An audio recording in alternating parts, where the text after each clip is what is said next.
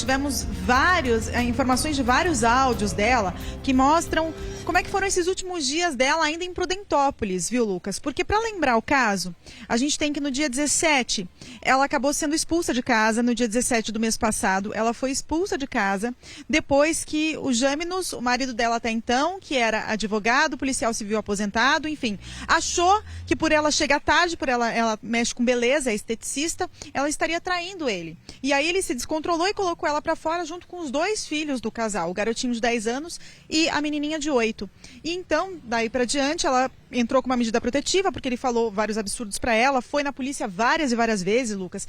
Tanto é que o Ministério Público chegou a fazer uma denúncia, formalizou uma denúncia contra Jâminos por 3 situações que envolvem ameaça, 3 situações diferentes. Então, a Justiça reconheceu que ele realmente era um homem perigoso. Mas o que aconteceu? Ela chegou, inclusive, Lucas, aí até bater ali na porta do Ministério Público lá de Prudentópolis e pedir, olha, me ajude, pelo amor de Deus, vocês precisam emitir um mandado de prisão, porque ele não para de me perseguir, ele está atrás de mim. E ela tinha medo, sim, de ser morta por ele. Esse era o medo dela. Por isso que, desesperada, em meados ali do dia 25 de outubro, 6 dias antes dela ser assassinada, ela fugiu ali de Prudentópolis para Curitiba e chegou, inclusive, a matricular os filhos aqui em uma escola. E foi morta no dia 31 de outubro, na frente dessa escola no bairro Uberaba, quando chegava para levar os filhos no primeiro dia de aulas presencial dessas crianças nessa escola. O Jâminos estava ali aguardando ela quando foi para cima, deu os disparos. E detalhe, Lucas, eu tinha pedido até para nossa edição separar um trecho, eu acho que não deu tempo, mas no vídeo que mostra a morte, tem um detalhe que o advogado já comentou. Fizemos outras matérias sobre isso, que na verdade o primeiro tiro não era para a Suelen, era para o filho dela, para o garotinho de apenas 10 anos. Se nós repararmos com clareza ali, com muito cuidado nessa imagem, nós vamos perceber que eles começam a discutir e num determinado momento a gente vê a Suelen fazendo assim. É de longe que a gente tem acesso a isso, mas a gente consegue perceber ela fazendo assim. Quando ela faz, porque ela nota que ele aponta a arma para o filho, então ela consegue salvar o filho e ele dá o primeiro disparo. Não satisfeito com isso, ele dá o segundo. Aí ele vira a arma, aponta para a Suelen, dá o segundo, ela cai depois de receber um tiro no peito. E aí aquela confusão toda que nós já sabemos. Tem um trecho, porque antes de tudo isso, o que fez a Suelen tomar essa decisão? O Jâminos não aceitava o fim do relacionamento de forma nenhuma. E nós temos uma conversa que foi gravada pelo irmão dela, inclusive, que ele fala isso, ele pede para voltar, ele pede para tentar, e ela não quer mais. Ela até falou para ele, olha, vamos cada coisa a seu tempo. Você nem devia estar aqui, porque ele já tinha uma medida protetiva contra ela. Vamos ouvir essa conversa. Não é verdade isso aí. Mas para mim tá difícil. E eu sei que a culpa é minha. Isso aqui é o pior. A culpa é minha. Você me dê mais uma oportunidade. Só mais uma. Não tem mesmo. A gente vai conversando, calma. Não, mas não é muita assim. coisa acontecendo agora. Calma. O que tá acontecendo? Cada um no seu tempo. Mas o que tá a acontecendo? gente conversa. Por favor. Me dê mais uma Eu oportunidade. não quero brigar com você. Vai embora. Mas me dê uma Outro dia a gente oportunidade. conversa. Não, mas... Por favor. Você nem tinha que estar aqui, Eu sei, meu... mas eu quero teu perdão. Meu Deus do céu. Eu quero teu perdão. Pelo amor de Deus, me deixa em paz. Me dê uma última oportunidade. Não tem oportunidade. Veja, ela fala para ele em um determinado momento até, Lucas, me deixe em paz. Porque essa mulher, ela só queria respirar e seguir com a vida dela tranquilamente. Não queria mal a ele, não queria nada, só não queria que ele ficasse infernizando a vida dela dessa forma. Até porque foi ele que expulsou a mulher com os 2 filhos de casa, dando a entender que ela estava traindo ele, o que não é verdade. Então ela estava naquele momento muito magoada com tudo isso. Não era o momento deles tentarem uma reconciliação. E ela tentou explicar isso para ele, mas não teve jeito. E o pior de tudo isso, Lucas, como eu estava falando antes, teve uma denúncia contra ele de várias ameaças. Oi, Dani, desculpa. E essa denúncia... Oi. Tá. Essa denúncia do Ministério Público foi do dia 28 de outubro, Lucas. Perfeitamente, do dia 28 de outubro. Eu estava pedindo para falar com a Dani aqui, porque esse áudio é muito importante. O seguinte, Dani, mostra, não é só a Suelen, não é a exclusividade da Suelen, mostra a situação que muitas mulheres passam no Brasil. Esse cara vem com vozinha mansa, Sim. Já tinha medida protetiva, a Dani explicou pra gente. Ele estava quebrando a medida protetiva que ele foi lá na casa e não deveria ter ido, tá? E aí vem com aquela vozinha mansa. Terceira vez. Terceira vez. E aí foi tentando convencer, falando, não, volta comigo. Parecia uma criança falando, ai, volta comigo, olha o texto ali, não tem mesmo. E ela tentando desconversar, né? Tentando fazer com que esse homem saísse dali, porque ela estava passando por um inferno e ela queria que ele fosse embora, só isso, ela só queria paz. Ela só queria paz. Então eram diversas provas contundentes, tinha até essa gravação, o cara estava quebrando pela terceira vez a medida protetiva. E aí eu volto nesse ponto que você falou, Dani, com relação ao Ministério Público, que é aí que eu quero a sua informação. Quando o advogado, Dr. Baus, esteve aqui, ele falou que o Ministério Público foi relapso, que teve descaso do Ministério Público. Isso parece que tem até áudio comprovando esse descaso agora. E a gente vai trazer na sequência da nossa programação. Gente, o que eu estou falando para vocês, o que a Dani está falando para vocês é o seguinte. Essa mulher poderia ter sido salva pelo Ministério Público, mas o Ministério Público fez o seguinte, não, você que se vire. Pelo menos essa é a impressão que fica. Ô Dani, é ou não é? Por favor.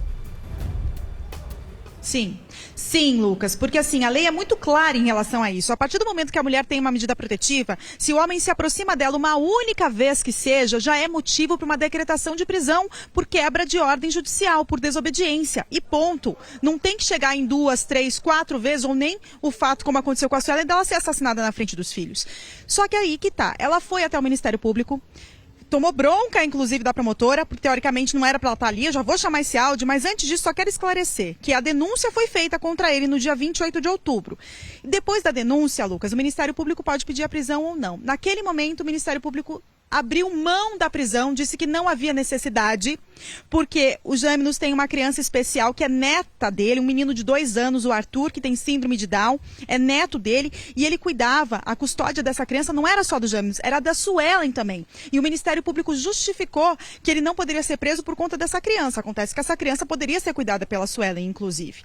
E o fato é que no dia 28, 3 dias depois da morte, há essa denúncia e dizendo que ele pode ficar em liberdade. Vamos ouvir o momento, então, que a Suelen conta para uma prima como que ela foi tratada no Ministério Público. É importante a gente frisar, Lucas, que o Ministério Público não está só para acusar. O Ministério Público, ele acompanha o processo e ele pode, inclusive, dar suporte às pessoas. Vamos ouvir. Tô saindo agora da delegacia, eles falaram para mim vir aqui no fórum com esse papel e daí é para mim pedir ali, para ver se eles conseguem. Viu? A mulher lá da promotoria me meteu a boca. Falou que não é eu que tenho que ir lá, é a minha advogada que tem que fazer um papel, sabe? E adianta.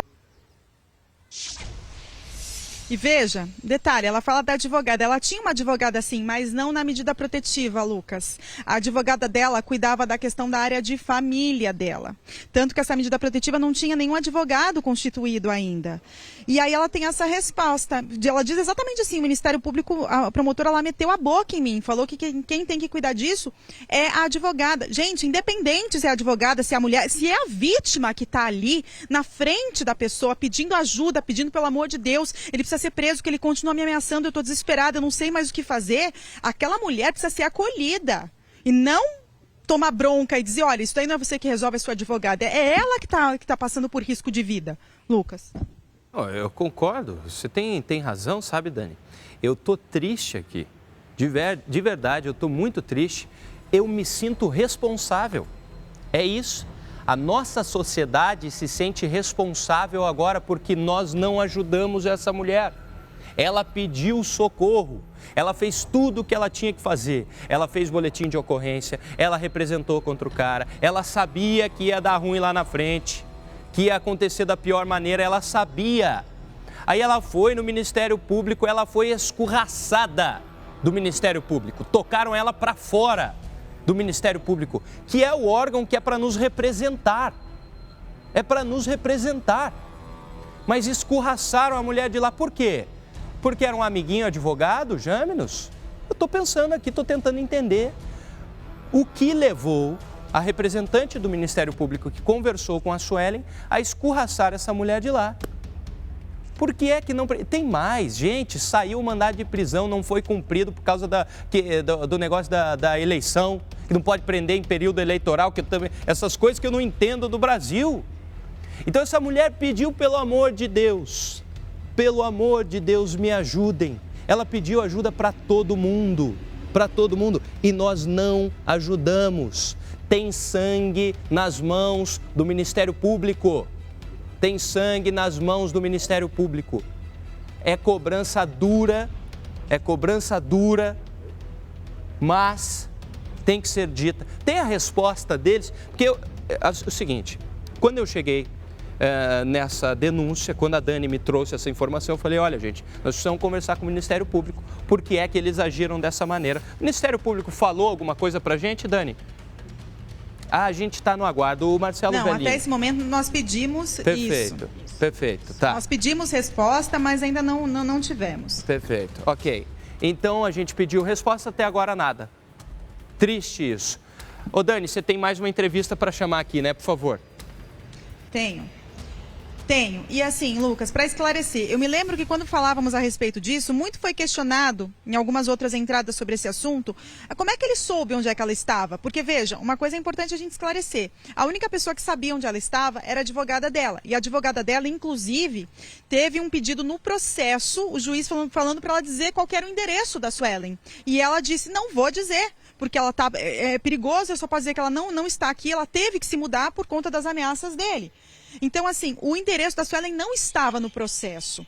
Esse endereço, primeiro, o que ele fez? Ele depositou um valor de R$500, que a gente já até disse aqui, e através disso ele sabia que ela estava aqui em Curitiba. E a gente teve a informação de que ele conseguiu na escola antiga o endereço da escola, por isso que ele estava ali. Vamos ouvir o que o advogado fala a respeito dessa situação do Ministério Público e também do fato desse endereço ter sido passado, porque é bom a gente esclarecer só uma coisa, Lucas. O Jaminos era uma pessoa perigosa e era uma pessoa que causava temor, inclusive ali na cidade. Por isso que muitas das vezes ele conseguia muita coisa. Não era porque ele era gente boa, não, mas é porque ele causava medo. Vamos ouvir o que o advogado fala. A Suelen, sem dúvida nenhuma, buscou a delegacia de Prudentópolis, relatou o boletim de ocorrência. Já haviam outros boletins de ocorrência relatados contra o Jaminos por violência doméstica. Em seguida, buscou o judiciário para as medidas protetivas, buscou mais uma vez em quatro oportunidades pelo descumprimento dessa protetiva e, por fim, então, tivemos a decretação da prisão preventiva pelo descumprimento, mas, infelizmente, ela já não foi mais... não chegou a tempo, foi tardia essa medida, né?